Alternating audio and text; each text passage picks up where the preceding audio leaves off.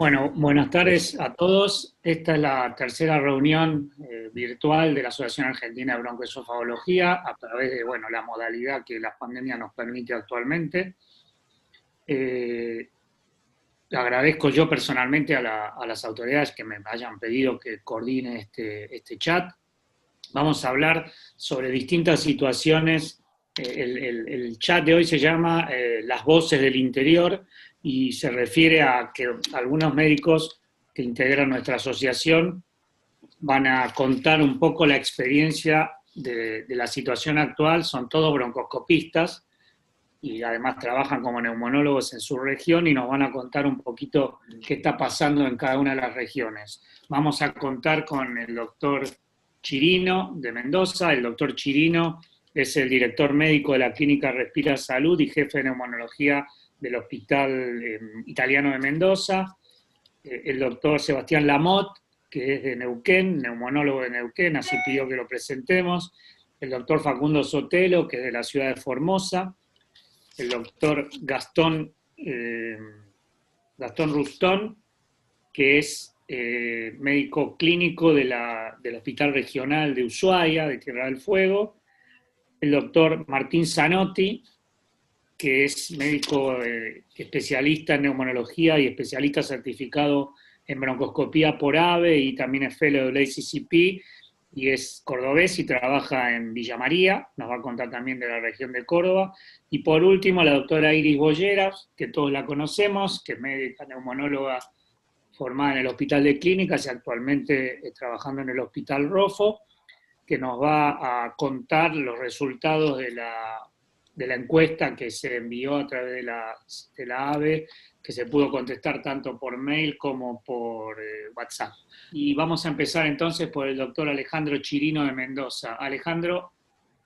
Bueno, ¿cómo les va? Bueno, muchas gracias por la invitación. La verdad que está muy bueno que compartamos estas experiencias. Yo iba a hacer una introducción general de cómo estamos.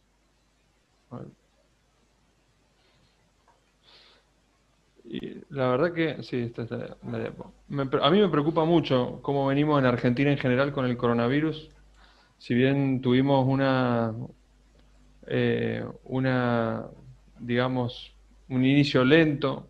Yo creo que desde hace unas semanas estamos acelerando bastante en el número de casos diarios en todo el país, con diferencias por ahí, matices regionales. Ustedes en Capital y Gran Buenos Aires han venido subiendo antes y ahora parecieran estar en un cierto amesetamiento, pero los números generales del país la verdad que me preocupan. De hecho, bueno, sabemos que somos uno estamos dentro de los primeros 10 países en cantidad de casos. Si bien, por supuesto, hay vecinos y otros países que tienen, la verdad, que muchísimos más casos, ¿no? Y un poco en la región también, bueno, preocupa un poco el brote o sea, la velocidad de ascenso que estamos viendo en las últimas semanas. Particularmente, acá pongo una tablita comparativa de cómo venimos en algunas regiones. Ahí está la provincia de Mendoza, que tenemos un poco más de 12.000 casos hoy, eh, y casos por millón de personas de coronavirus 6.000, lo cual nos hace estar ni muy alto ni muy abajo, comparando con, por ejemplo, la provincia de Buenos Aires, que tiene 18.000 infectados por millón de personas, o la ciudad de Buenos Aires, que tiene casi 60.000 por millón de personas. Así que bueno, pero ahora viendo un poquito más acá la forma en que ha ido creciendo en distintos lugares, y como les comentaba en la charlita previa, nosotros en Mendoza estamos viendo una situación de un rápido pico que se ha acelerado en el último mes en forma muy clara. Eh, desde el inicio de la pandemia en Argentina y la aplicación de la cuarentena, bueno, nosotros tuvimos muy pocos casos al principio. Después se flexibilizaron las medidas sociales acá en Mendoza y tuvimos un mes y medio largo donde prácticamente parecía que estaba todo muy bien, que es junio, estando con medidas flexibilizadas, con distanciamiento social, parecía que estaba todo bien, y en julio también, pero bueno, a partir de agosto y claramente en septiembre se ha producido un pico muy rápido. Que esto ha llevado normalmente Mendoza tiene una saturación importante de sus recursos de terapia intensiva en los inviernos, pero, pero bueno, ahora justamente se ha sumado todo este caudal de pacientes graves que estamos viendo y que está haciendo que en muchos efectores eh, realmente haya 100% de ocupación de camas de terapia, e inclusive hoy día les comentaba, hay demoras en la internación de algunos pacientes críticos porque no hay cama en el efector habitual y hay que buscar dentro de la provincia, dentro del Gran Mendoza, donde se lo puede internar, y realmente estamos en una situación complicada. Y a mí me pareció muy bueno esto que encontré que habla de ciertos aspectos de la movilidad social, chequeados por el movimiento de los celulares y la Big Data que se puede obtener, que muestra cómo en Mendoza, al aplicarse la cuarentena, hubo un descenso marcado de la circulación de personas, por ejemplo, en los lugares de trabajo, y que lentamente ha ido ascendiendo, y en este momento la movilidad de las personas en Mendoza en general debe estar reducida entre un 20 a 25% y no más de eso. Quiere decir que estamos con el 80% de funcionamiento en Mendoza. Eso significa circulación de personas. Y lo que nosotros hemos visto sin poder medirlo es que realmente la gente, más allá de ir a los lugares de trabajo y movilizarse para ir a los lugares de trabajo, hay mucha movilización de reuniones sociales, digamos. Eh, es decir, que uno ahí se preguntaría, bueno, medidas restrictivas que suspendan actividades, que suspendan trabajos, no sé si afectaría en este momento el curso de las cosas porque la gente se junta por cuestiones sociales, no, lo laboral ya está en marcha, pero lo que hay mucho es reuniones de tipo social, donde ya la gente prácticamente, bueno, no le da bolilla a las reglas, ¿no? Y entonces los problemas que nos planteamos, como nosotros, como bueno, médicos, neumonólogos y broncoscopistas, son varios. Primero, como les comentaba, la cuarentena larga que tuvimos y la casi ausencia de casos durante muchos meses, que debiera haber servido por ahí para fortificar el sistema de salud, porque ese era el objetivo. No sé hasta qué punto se habrá logrado en Mendoza, esta es una apreciación personal mía. No veo este, una gran cantidad de incorporación de camas de terapia ni de formación de personal. Y ahora lo que se está haciendo en cuanto a las unidades de cuidado intensivo es transformar espacios rápidamente en lugares de cuidados intensivos. Por ejemplo, se está usando los quirófanos de algunas instituciones para internar pacientes. O se está habilitando o colocando algunos respiradores en salas que antes que eran de clínica, por ejemplo. Que eso, si bien se ha hecho en todo el mundo eso, creo digamos, en ese sentido me parece que estamos como un poco lenta la reacción de reacomodar y reorganizar la infraestructura hospitalaria en general. Así que bueno, eso en cuanto a la unidad de cuidados intensivos estamos un poco al límite y como les digo, algunos prestadores tienen 100% de ocupación y eso dificulta un poco el acceso, porque hay que repartirlo en otros, hay que derivarlos. Y bueno, hoy por ejemplo yo les contaba, tengo 2 pacientes que están con criterio de internación y no tienen cama. Y estamos buscando, esperando en la casa a ver si habilitan allá o allá. Y, y bueno, eso se está complicando. Por otro lado, como médicos y personal de salud, lo que hemos visto nosotros es también en los últimos 2 meses, por ejemplo, por lo menos, un gran contagio de coronavirus entre el personal de salud.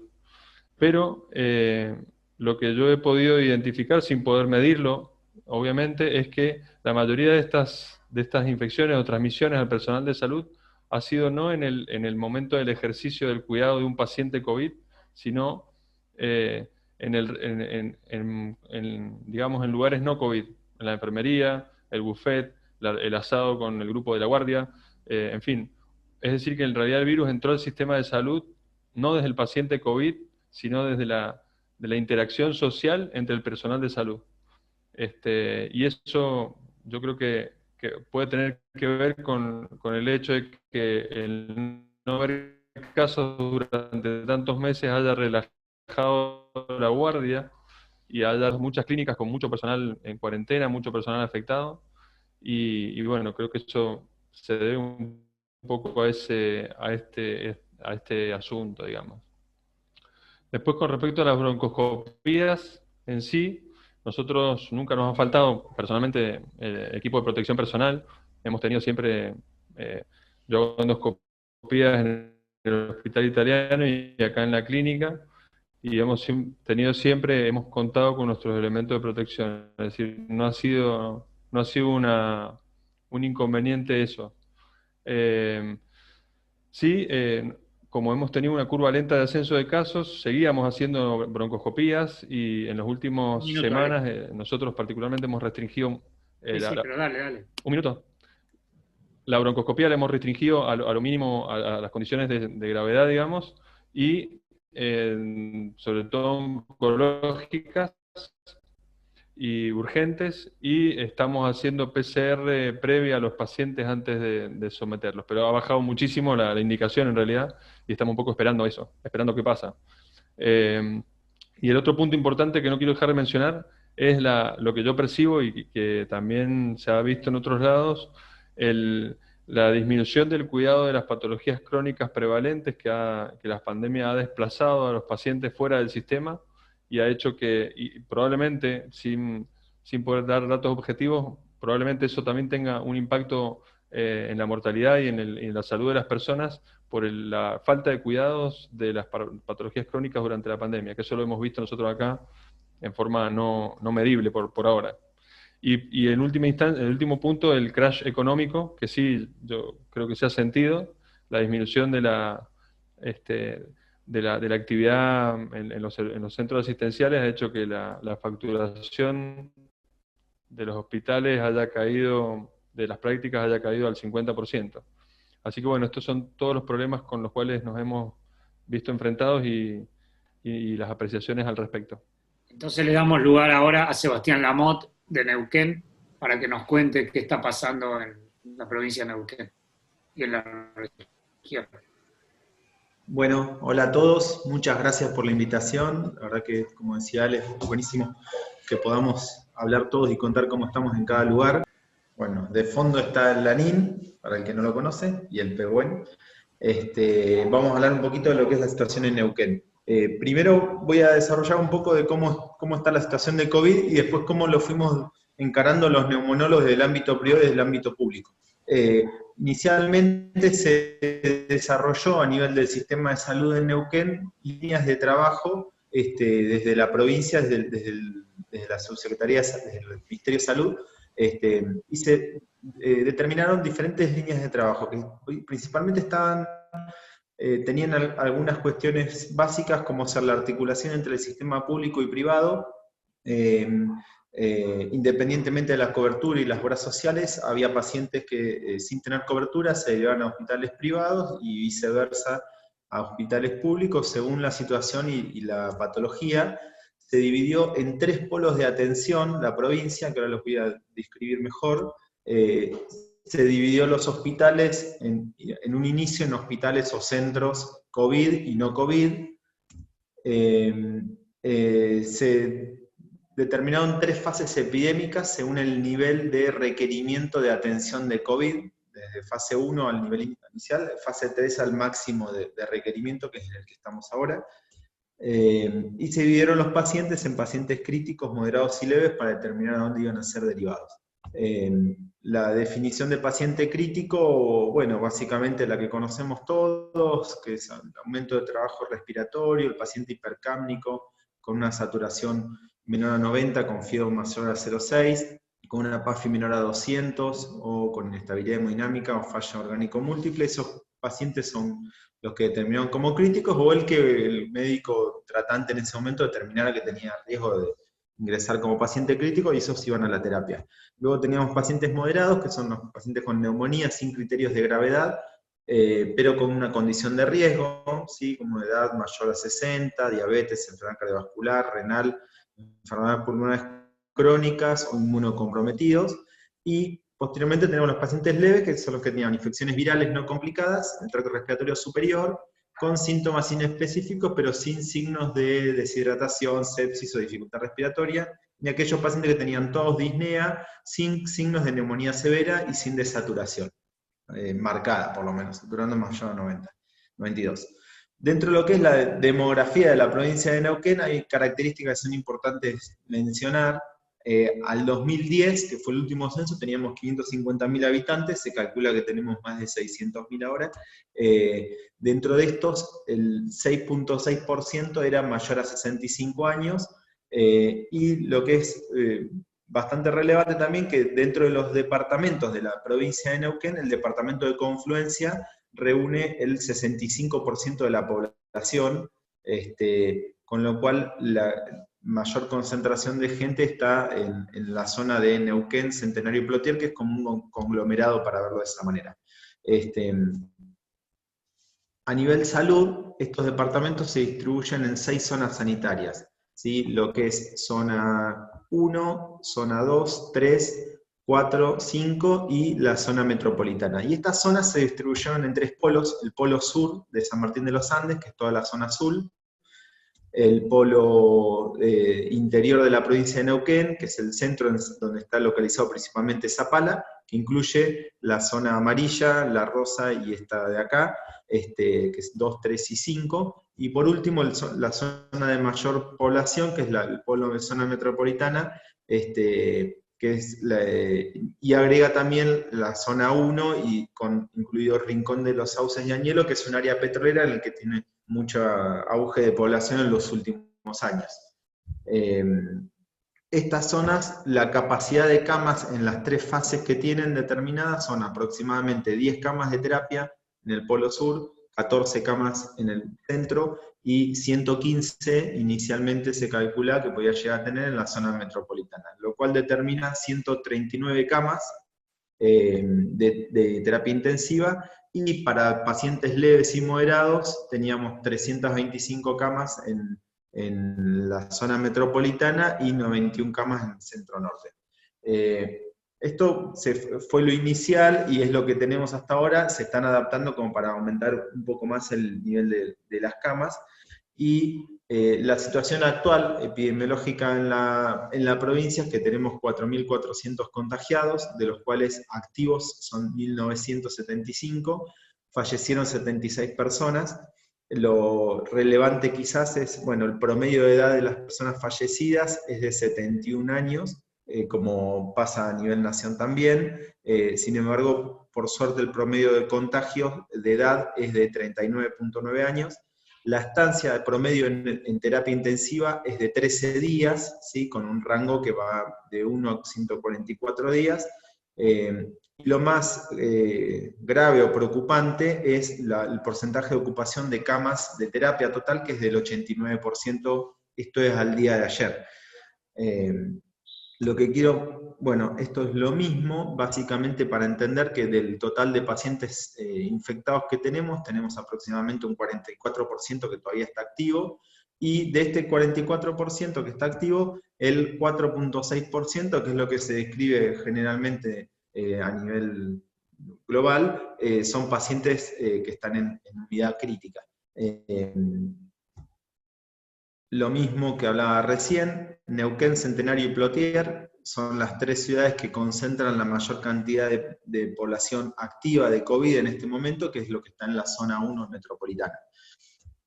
Y esto es lo más relevante quizás. Desde el principio de la pandemia tuvimos unos altibajos en la cantidad de contagios, pero la verdad es que hasta mediados de agosto no tuvimos grandes complicaciones en el manejo de los pacientes, nunca tuvimos gran porcentaje de ocupación de terapia, y si bien había agotamiento en el personal y contagios y demás, era una situación que se podía llevar relativamente estable. En los últimos 20 días, las últimas 3 semanas, eso cambió completamente, ¿sí? El porcentaje de ocupación de terapia subió semana a semana. A la semana del 26, 71, la semana del 2 del 9 a 82 y ayer 89%, y los pacientes de terapia pasaron de ser 27 pacientes internados en terapia por COVID a tener 79, que esto, bueno, obviamente hay que sumarle las patologías no COVID, ¿no es cierto? Entonces eso determina un porcentaje de ocupación muy elevado y que además, como en todos lados ocurre, no refleja el nivel de estrés, además del personal de salud, que es bastante más alto todavía. ¿Cómo nos venimos organizando? Bueno, desde lo que es la atención de neumonología, lo que es en consultorio, hicimos lo que hicieron todos, se mantuvieron las consultas presenciales, nunca se suspendieron, menos al principio. Se agregaron teleconsultas en diferentes formatos, según cada uno como podía, sea WhatsApp, sea Zoom, sea algún formato electrónico de historia, de un programa destinado a teleconsultas.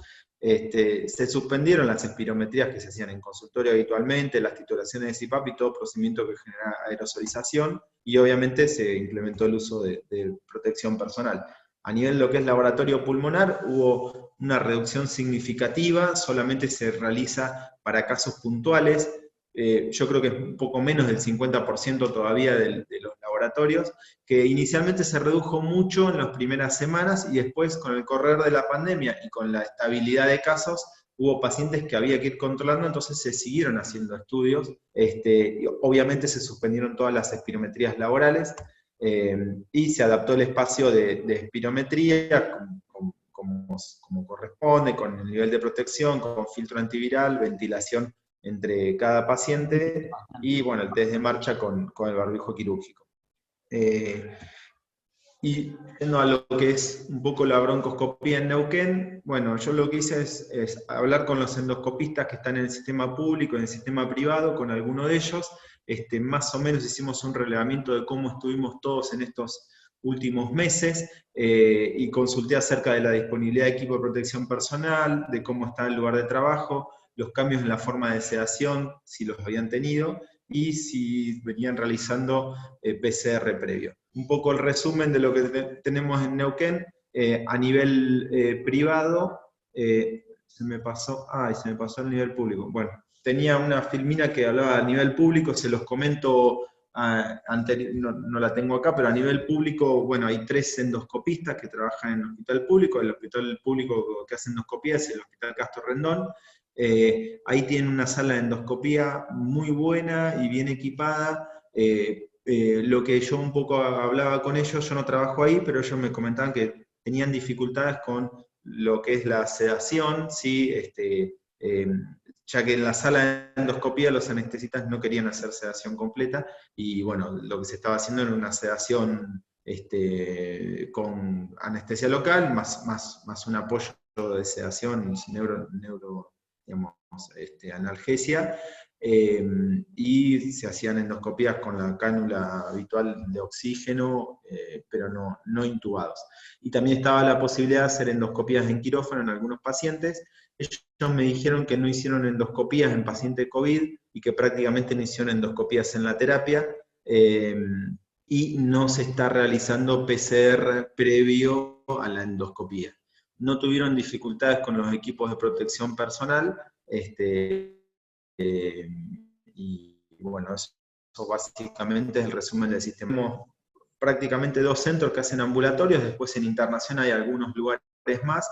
También la disminución fue del 25% de los procedimientos de lo que se hacía habitualmente, al igual que en el público. En uno de los centros es una sala de endoscopía ambulatoria con anestesia, y lo que hablaba con los médicos que hacen ahí es que ellos me dicen que hacen sedación con máscara laringia, o en los casos que en alguna situación que quieran evaluar vía aérea superior, la sedación leve con anestesia local. Tiene una doble circulación, con lo cual le genera mayor tiempo de desinfección de ambientes y demás. El paciente ingresa por un lugar, se va por otro y nunca se ve con el otro paciente, de tal manera que no haya riesgo de contagio entre paciente y paciente. Y en privado también está la opción, donde yo trabajo, de hacerlo en quirófano. Nosotros tenemos un quirófano ambulatorio y un quirófano de internación, y a partir de esto, bueno, empezamos a intentar hacer todas las endoscopías en quirófano, No todas las pudimos hacer con sedación completa y con intubación, en algunas que había que evaluar vía aérea superior y demás, lo hicimos con una sedación leve, y endoscopías en terapia tuvimos muy poquitas por sospecha de patología no infecciosa, sea hemorragia alveolar o una lesión de vía aérea superior que había que evaluar, pero no tuvimos endoscopías en pacientes que sospecháramos COVID. Lo que sí notamos es que en la terapia, las veces que hemos tenido que hacer endoscopía, personalmente nos pasó que tenemos mayor riesgo de incumplir con los protocolos de protección, que eso es algo que calculo que a todos les debe pasar, pero nosotros como que notamos ahí la mayor falencia en la protección, y hasta hace unas semanas no estábamos realizando PCR previa a las endoscopías, y bueno, la normativa actual hizo que a partir de la semana pasada empecemos a pedir PCR a los pacientes, y algunas obras sociales lo cubren y otras no. Así que bueno, lo que usamos es lo que usa todo el mundo, el barbijo N95 con el quirúrgico, la protección ocular. Particularmente usamos este tipo de protección ocular porque con el fibro se nos dificulta mucho con la máscara completa. Doble cofial, camisolín, doble guantes y doble botas. Y bueno, creo que eso es todo. Lo último que me faltaba decir es que hace 2 días enfermeros, como para solventar un poco lo que se viene, que lo que esperamos que en las próximas 2 semanas el colapso sea bastante mayor. Se suspendieron todas las cirugías programadas en Neuquén y se formó un comité de evaluación de cirugías para ver qué tipo de cirugía es realmente indispensable realizar y cuál no. Eso se hizo por decreto. Y bueno, la sensación es que al igual que en Mendoza, en las últimas 2 semanas se disparó exponencialmente y uno piensa que va a terminar colapsando, que ya está colapsado el sistema en realidad. Y bueno, y dejo unas fotos finales de algunos lugares de Neuquén muy lindos. Bueno, muchas gracias, Sebastián, muy interesante y bueno, nos genera mucha preocupación, espero que puedan sostener la situación lo mejor posible. Ahora lo vamos a escuchar a Facundo Sotelo de Formosa para que nos cuente la situación de esa zona. Hola, buenas tardes. Gracias por la invitación. Voy a tratar de compartir. Ahí está. Bueno, gracias por la invitación a todos. Buenas tardes, gracias por estar. Nuestra situación acá en Formosa, por suerte, es buena. No tenemos circulación viral. Eso nos da tranquilidad. El sistema de salud se estuvo preparando y se inauguró hace 2 meses un hospital, el Hospital Evita, que es de contingencia COVID, que se lo está utilizando para eso, que va a ser el nuevo hospital central. Bueno, acá por decreto formó ¿me escuchan? Sí, sí. Por decreto provincial se formó el Consejo de Atención Integral de la Emergencia COVID, y hoy dieron el parte informativo 184, y esa es nuestra situación. Al día de hoy no tuvieron casos positivos, tenemos 11 casos activos, en total diagnosticados tuvimos 101 pacientes y actualmente están internados, donde les contaba, en el Hospital Evita, 11 pacientes, ahí están discriminados por sexo, que son todos de la ciudad de Clorinda, ¿no? Que por un paso ilegal de la ciudad de Alberdi, de Nanagua, Puerto Elsa, que son muy confluentes con Clorinda, que prácticamente es un paso seco, bueno, ingresó el virus por ahí. Como le decía, Formosa no tenemos circulación viral. La mayoría de los casos que fueron diagnosticados fueron casos que vinieron de otros lugares. Nosotros estamos rodeados ahora de lugares que tienen circulación viral, como Chaco, Salta y también Asunción, Paraguay. Entonces, nuestra situación es cuidar el ingreso. le explico cómo funciona el ingreso. Dejan solamente ingresar los transportes esenciales que traen comida y alguna otra cosa, esenciales, cosas de salud. No tenemos vuelo, y todas las personas que quieran ingresar a la provincia de Formosa tienen que hacer una cuarentena de 14 días en un lugar donde la provincia, o sea, donde el Estado le diga que tenga que pasar esos 14 días, que generalmente son centros que están preparados para alojar a esas personas durante 14 días. Últimamente se están haciendo hisopado al ingreso de las personas que van a realizar esa cuarentena. La actividad médica, nosotros al principio de la pandemia habíamos suspendido, yo que tengo la parte privada, se había suspendido todo lo que sea la atención ambulatoria durante 3 semanas, que fueron las primeras 3 semanas cuando, digamos, comenzó la pandemia. Posteriormente se fueron abriendo las actividades. Igualmente las actividades están en un 50%, porque lógicamente que hay restricciones. Nosotros tenemos restricciones de circulación por patentes, y también, digamos, muchos servicios que no están funcionando. La parte hotelera, gastronómica, eso están totalmente suspendidos, así que tenemos menor circulación. En cuanto a lo que es la actividad de fibrobroncoscopía, nosotros pude hablar con los colegas que hacen fibrobroncoscopía de los hospitales públicos. Tenemos el hospital de alta complejidad, donde se realizó en todo este tiempo de pandemia 21 fibrobroncoscopía, en los cuales 3 fueron en UTIs y 18 fueron en quirófano. Usan máscara laringia y utilizan un equipo de protección adecuado, tienen equipo de protección. En el Hospital Central, en todo este tiempo, se hizo 14 fibrobroncoscopía, todos se hicieron en quirófano, no se hacen en terapia intensiva. Me dijo el médico que está a cargo de hacer la fibrobroncoscopía, y sí tienen un equipo de protección adecuado. Y en la parte privada, la mayoría de los...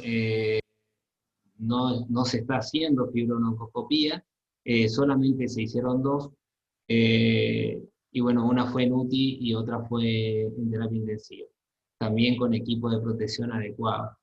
Bueno, nuestra situación, como le decía, por suerte, solamente se está abocado digamos, a detectar el virus que va a ingresar de otro lado, que sabemos que va a ingresar, y todo el foco está, digamos, todo el foco sanitario está en eso. Otra de las cosas es que por suerte no tuvimos que lamentar ninguna muerte, ni un contagio del personal de salud de este hospital.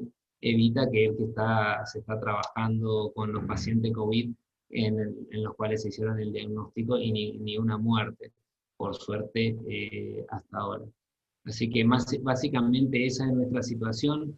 Prácticamente estamos trabajando normal, lo que sí tenemos mucho menos flujo de pacientes, porque la verdad que no hay enfermedades respiratorias agudas, hay mucho menos, disminuyó muchísimo. Inclusive se pueden notar en las terapias que no hay, que ha disminuido, inclusive hablando con gente del Hospital Central, hay menos internaciones de neumonías que años anteriores.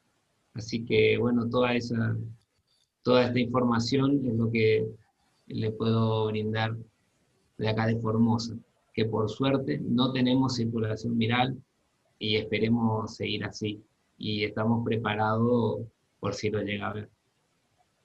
Bueno, Facundo, muchas gracias.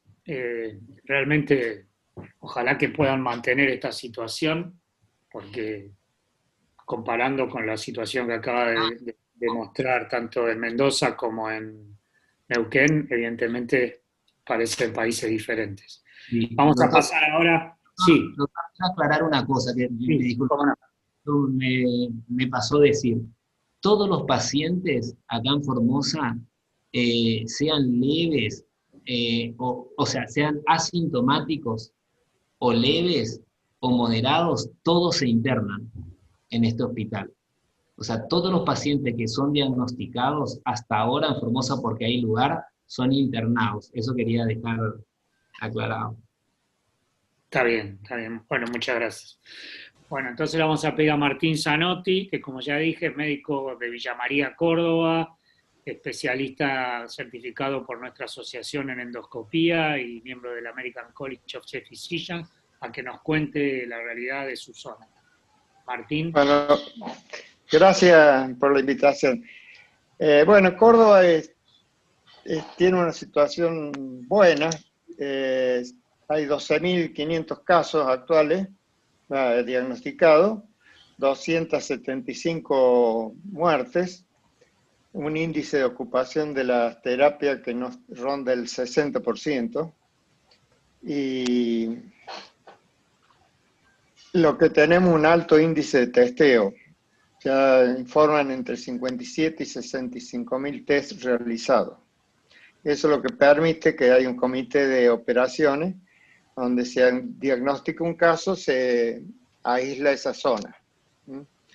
La circulación de la provincia está restringida, pero no totalmente, se puede circular, y las vías de transporte desde hacia Córdoba, hacia Buenos Aires por la autopista y la ruta que circulan camiones de Brasil, algunos pasan también. O sea que hay buen control a pesar de todo ese tránsito. Lo que hemos visto en cuanto a los pacientes, no se hacen endoscopía por COVID casi ninguna, y que la afectación en la tomografía es mucho mayor de la sintomatología y la desaturación que presenta. O sea que el índice de uso de asistencia respiratoria es bajo para el compromiso que hay en la tomografía. La endoscopía en general han bajado. Nosotros centramos toda la endoscopía en un radio de 300 y pico mil habitantes, y bueno, nos ha bajado a más del 30%, pero sobre todo por la circulación y yo creo que diagnósticos tardíos. Los tumores que nos han llegado son tremendamente tardes, ya de muchos meses de evolución. Y lo mismo que los derrames pleurales, todo eso. Bueno, las protecciones se usan siempre, las protecciones de todos los casos, y bueno, otras cosas no. O sea, un detalle es que yo considerar a veces que los costos como han subido en relación a lo que abonan por la endoscopía. O sea, los insumos han subido muchísimo. Eso es una acotación. Bueno, ahora vamos a pasar del norte-norte al sur-sur. Vamos a escucharlo al doctor Gastón Rustón, que es médico del Hospital Regional de Ushuaia, y que nos va a contar a ver qué está pasando por esos lados. Sí. Bueno, buenas tardes. Yo soy médico clínico, no soy neumonólogo, no tenemos neumonólogo acá en el hospital, y tampoco en el sanatorio privado de acá de Ushuaia. Y bueno, estoy haciendo el curso de la AVE porque sí había broncoscopía en nuestro hospital, y después, bueno, se jubiló el médico que lo hacía, otro médico se capacitó en eso y dejó el hospital, y bueno, tenemos la necesidad de hacerlo. No tenemos neumonología y pude hacer el curso, y en el hospital Posada me han recibido para hacer algunas prácticas. Y bueno, me estoy capacitando en eso. Y Gerardo Vilas me dijo si quería comentar cómo estábamos enfrentando la pandemia acá en Ushuaia. Y bueno, vamos a tratar de comentar algunas cosas que nos han pasado a nosotros. Como datos generales, nuestra provincia, son datos del 2015, datos oficiales del 2015, tiene una población de 150.000 habitantes aproximadamente, y tiene un poco más de habitantes la ciudad de Río Grande. La capital es Ushuaia, la otra ciudad más grande es Río Grande, y después hay una población mucho más pequeña en el centro de la isla, de 10.000 habitantes, que se llama Tolwyn. Y como características importantes, que tenemos el aeropuerto internacional, el puerto turístico que están en Ushuaia, y la frontera terrestre que está en Río Grande. Esto, bueno, nos hizo enseguida pensar la pandemia, cuando ya la veíamos que se estaba acercando, y a empezar a hacer algunos preparativos. Ushuaia cuenta con dos instituciones que tienen internación, el Hospital Regional de Ushuaia, el HRU, y el Sanatorio San Jorge. Nuestro hospital es pequeño, tiene 6 camas de UTI, 28 camas de internación general de adultos, tiene, después tiene 6 camas de salud mental, y después, bueno, los sectores de maternidad, pediatría, UTI pediátrica y de neo. El servicio de clínica es pequeño, pongo estos números porque para entender la escala, ¿no?, de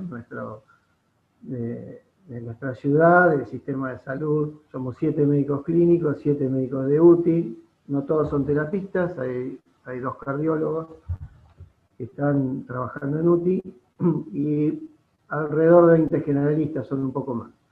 Y el Sanatorio San Jorge más o menos tiene una capacidad instalada similar. Después tenemos 9 centros de atención primaria de la salud, del sistema público, y consultorios privados, hay varios, distribuidos en la ciudad. Y menciono acá que el sistema público es de dedicación exclusiva, porque no hay personal mezclado, digamos, entre los que trabajamos en el hospital público, no es el mismo personal que trabaja en el hospital privado. Eso como una particularidad. En la siguiente. Ahí va. Bueno, acá obviamente no vamos a hablar de lo que ustedes conocen por la abundancia de casos mucho más que nosotros, pero bueno, es para comentar cómo nos pudimos organizar en la atención ambulatoria de los pacientes COVID y en la atención hospitalaria. La organización ambulatoria se domiciliaria, tratando de extremar el cuidado del paciente en el domicilio, y evitando la concentración en nuestra sala de guardia o en las salas de espera.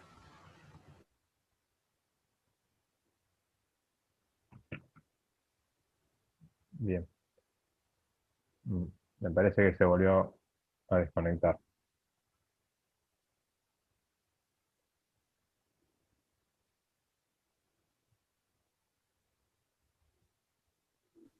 Juan, ¿él está Ahí por está. teléfono?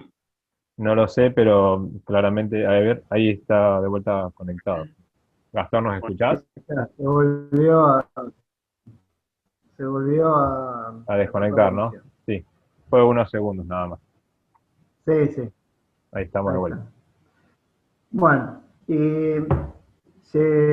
bueno, con los protocolos ya ampliamente difundidos, y bueno, tratando de pensar nuestra problemática en particular, se capacitó a un grupo de evaluación y toma de muestras respiratoria de forma domiciliaria. Se habilitó, por supuesto, líneas para consulta con síntomas respiratorios. Se avisó por medios y redes sociales cuáles eran los criterios para llamar a esta línea y pedir una evaluación. Y con el tiempo nos fuimos dando cuenta, por una cuestión también que nos parecía que estábamos desperdiciando, o queríamos economizar el equipo de protección personal y demás, de poder no trasladar al paciente que creíamos que necesitaba una evaluación en domicilio, trasladarlo para que sea visto por el médico de guardia, por otro personal más, sino también se pudo llevar el laboratorio o la posibilidad de extraer muestra de sangre en el domicilio, y se acondicionó un camión con equipo de rayos para eventualmente hacer la radiografía, verla en forma digital, y el médico que estaba en domicilio y decidir tener una evaluación más completa del paciente.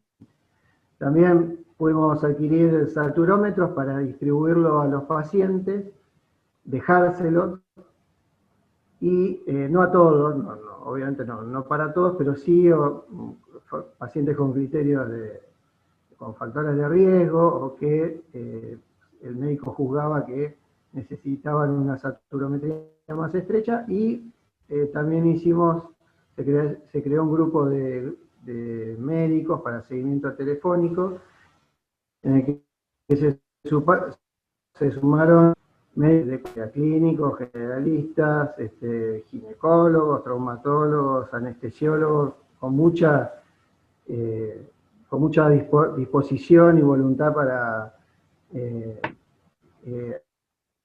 aprender qué hacer con los contactos, y la verdad con mucha solvencia de parte de todos los que no atienden patología respiratoria aguda, en este grupo de seguimiento telefónico. Después la comunidad ayudó, veíamos que necesitaba había gente que por el aislamiento y vivía sola y lejos, por ahí en la montaña o en un lugar un poco alejado, con caminos dificultosos, y entonces se organizó la comunidad para, en el momento del aislamiento y de la disminución de la circulación, para ir a domicilios y proveer medicaciones para los pacientes con medicaciones, con patologías crónicas, para que no se muevan a las farmacias, y también a pacientes que no tuvieran familiares o que necesitaran artículos de primera necesidad, si es que debían guardar el aislamiento porque eran pacientes que estaban aislados en domicilio. Así que bueno, de esta manera se pudo mantener a la mayoría de los casos fuera del ámbito hospitalario. Pudimos atenderlos a todos estos pacientes, salvo los que cuando se detectaba algún criterio de internación, o sea, para que ni siquiera vinieran a evaluarse a la guardia, sino que pudieran tener una evaluación completa en el domicilio. Y bueno, por supuesto también las fuerzas de seguridad y demás ayudaron muchísimo para mantener el aislamiento y la disminución de la circulación. Bien, la próxima. Vamos a ver.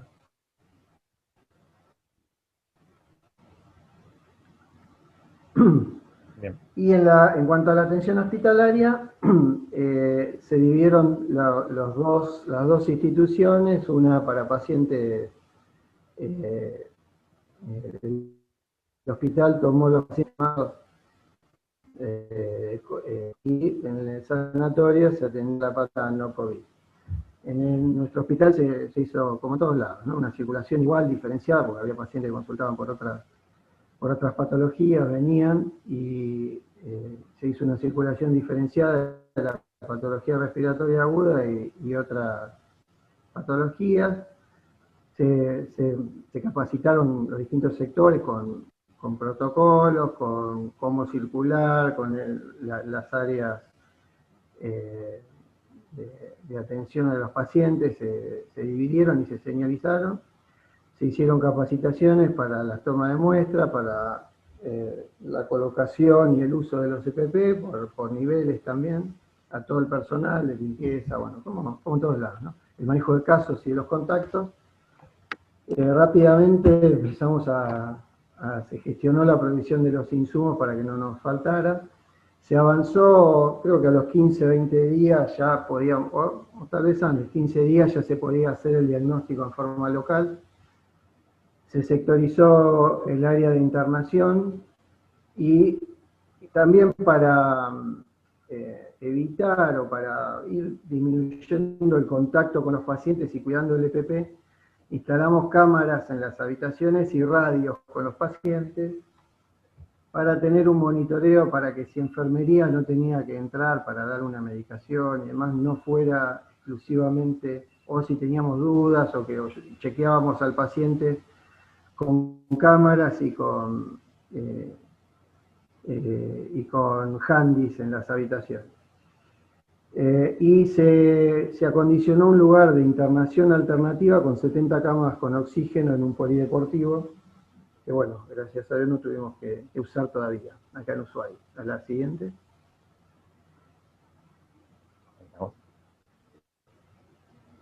¿Y cómo fue evolucionando la epidemia? Bueno, nuestro primer caso fue el 15 de marzo, una antropóloga docente de la Universidad Nacional de Tierra del Fuego, había regresado de Francia el 6 de marzo. En ese momento la cuarentena de los que venían era una sugerencia, ¿no? Creo que no era obligatoria.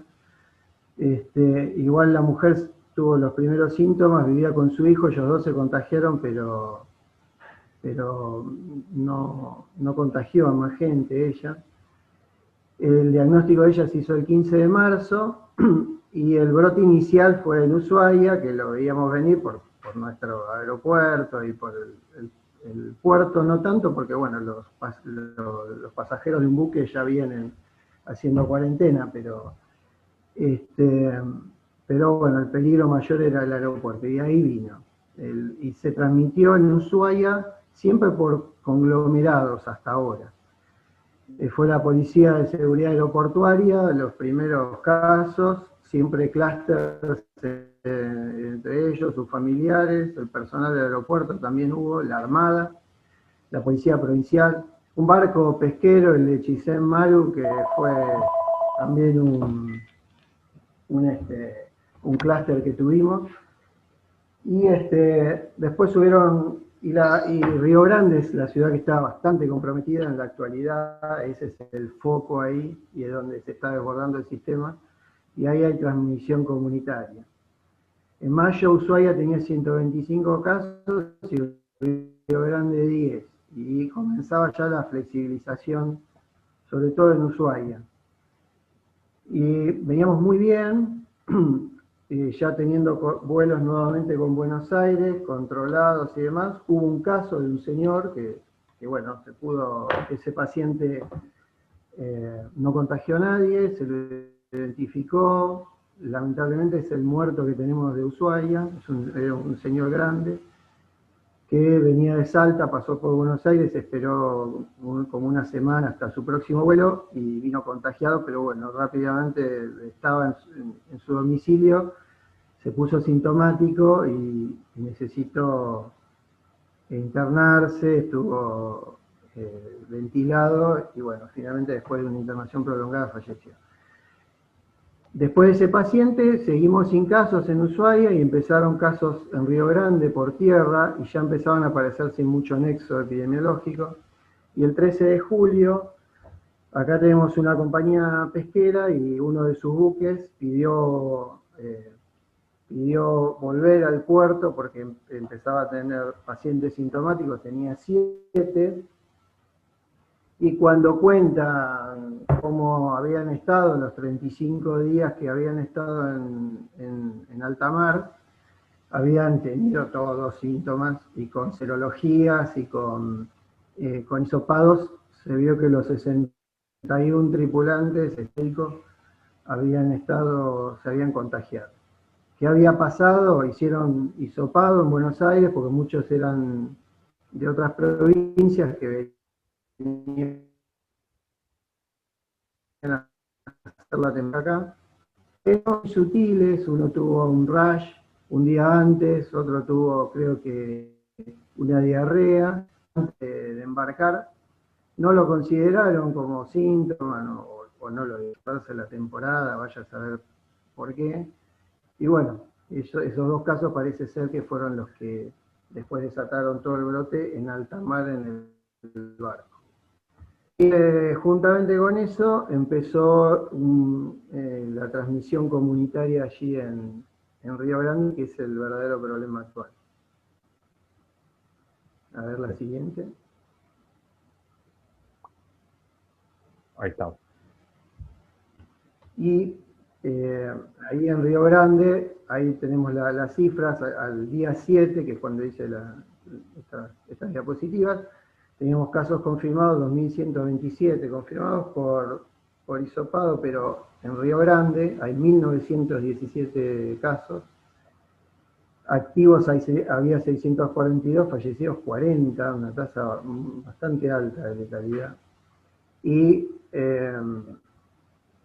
Pero los casos seguramente se van a ir agregando porque se están haciendo diagnósticos por nexo epidemiológico en los convivientes, sin confirmación por PCR, porque el sistema de diagnóstico está un poquito sobrepasado y allá sí hay un problema más de camas y de atención. Nosotros, incluso han ido médicos de acá, compañeros nuestros, a atender allí pacientes, y nosotros estamos siguiendo, copiando el esquema que nos funcionó acá en Ushuaia, estamos siguiendo también pacientes en Río Grande, y cuando se necesita una evaluación, bueno, gente de Río Grande, hay un equipo allá que los ve. Pero el paciente ya ahí en Río Grande se tiene que trasladar, ya no hay posibilidad de ir a verlos en la casa para evaluar. Así que ahí estamos. Y estamos ahora en Ushuaia con un caso activo, puse, pero ya está, debe estar en vías de estar de alta este paciente, y no tenemos nuevos casos ya hace muchos días. Nosotros está muy abierto acá en Ushuaia la circulación, pero no tenemos por ahora vuelos frecuentes a Buenos Aires, y el contacto con Río Grande está muy, muy restringido, solamente cosas muy esenciales. Entonces estamos bastante aislados, y dentro de la ciudad hay mucho movimiento. Se puede ir a lugares de comida con protocolos, la gente usa bastante las mascarillas, no se puede tener reuniones sociales, aunque sabemos que muchas veces las hay. Tenemos la suerte que todavía no hay nuevos casos, pero bueno, la verdad que es muy frágil siempre la situación. Y somos pocos, nos preocupa la cantidad de personal que somos.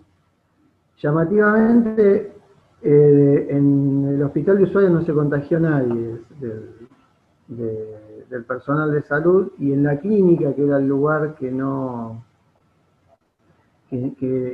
iba a atender pacientes de COVID, se contagiaron porque habían venido del exterior y bueno, tuvieron síntomas cuando empezó la epidemia, y el personal se contagió de esa manera. No hubo ninguno grave, nada, pero bueno, tuvieron ahí unas bajas un tiempo al principio del brote aquí en Tierra del Fuego.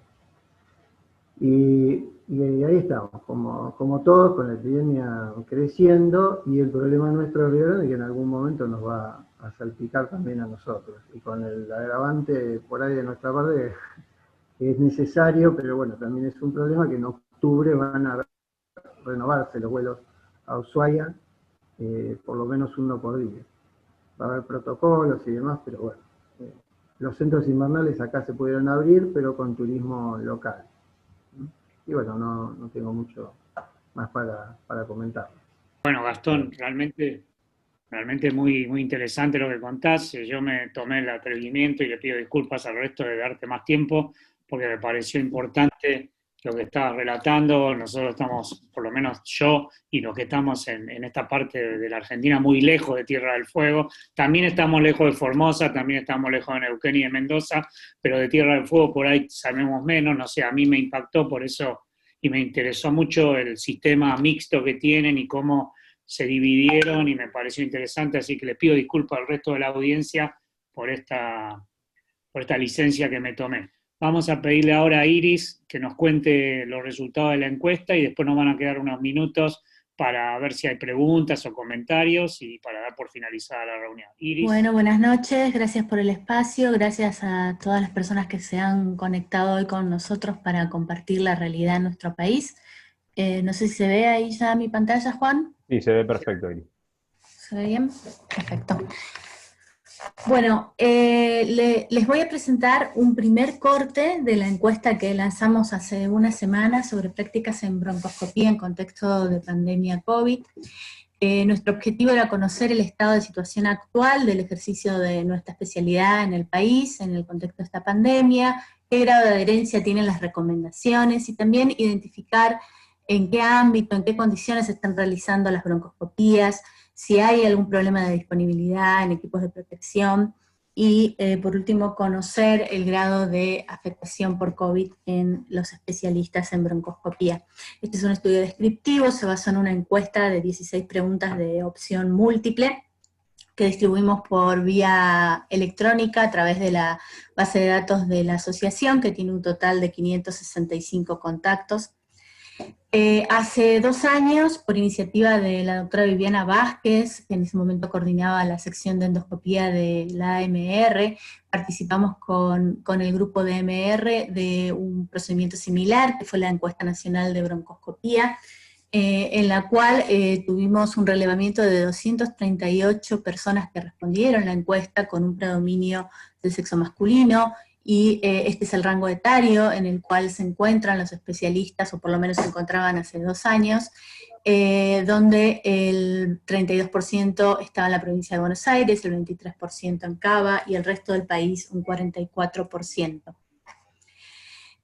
Al día de ayer que realicé este primer corte, teníamos todavía recién 90 respuestas, también con un predominio masculino, coincidente con el corte general que habíamos hecho hace 2 años, una mediana de edad de 45 años, con un rango de 32 a 72 años. Y les preguntamos a las personas que iban a responder la encuesta si desde que empezó la cuarentena, digamos desde el 20 de marzo hasta la fecha, había realizado procedimientos de broncoscopía.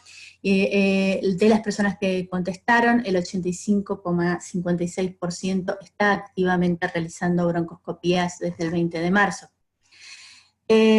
Nos interesaba saber, los broncoscopistas o los especialistas en broncoscopía que son mayores de 60 años, cuántos estaban trabajando. El 79% de ellos está trabajando y el 21% no está haciendo broncoscopías en el marco de la cuarentena. Esta es la distribución según el ámbito, público, privado o ambos. Vemos que hay un 40% de los especialistas y las especialistas que trabajan en ambos ámbitos.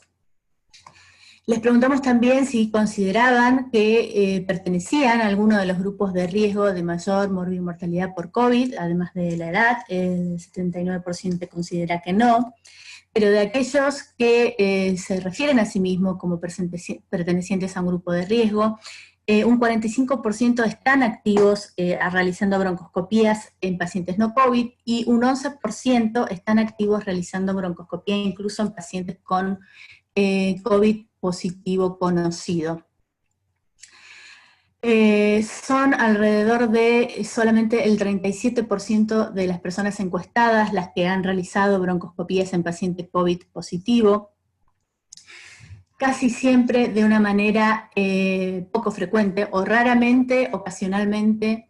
Son muy pocos los que lo hacen o refieren a hacerlo frecuentemente, y solamente una persona encuestada dijo que lo hacía diariamente.